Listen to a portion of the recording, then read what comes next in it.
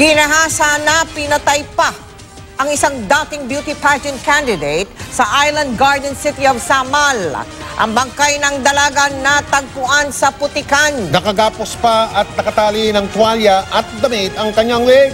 Arestado ang sospek na natuntong dahil sa isang jacket na nakita sa pinangyarihan ng krimen.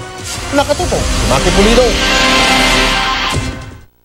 Puno ng pangarap sa buhay ang 19 anyos na si Kimberly Autida, 19 na taong gulang, na community development student sa Southeastern Philippines University sa lungsod ng Davao. Ang kanyang ganda hinangaan ng marami nang sumali siya sa mutya ng Samal noong 2016. Pero sa isang iglap, naglaho ang lahat ng kanyang pangarap. Noong Miyerkules, natagpuan ang wala ng buhay na katawan ni Kimberly sa bukid na ito sa Island Garden City of Samal. Nakahandusay siya sa putikan, nakagapos, may nakataling tuwalya at damit sa leeg. May indikasyon pang ginahasa ang biktima. Ang suspect sa krimen agad ding naaresto. Natunton si Elvin Huna dahil sa jacket na natagpuan sa crime scene. May mga kalmot din siya sa katawan na hinihinalang dahil sa paglaban ng biktima.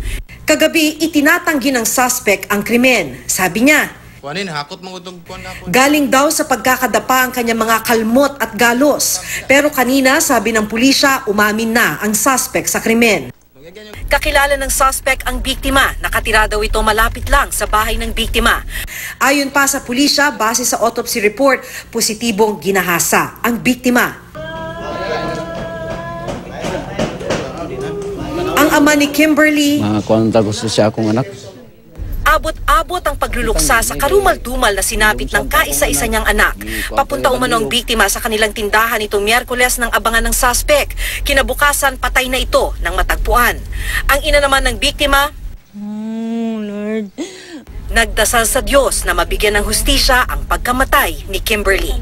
Maki Pulido, nakatutok, 24 oras.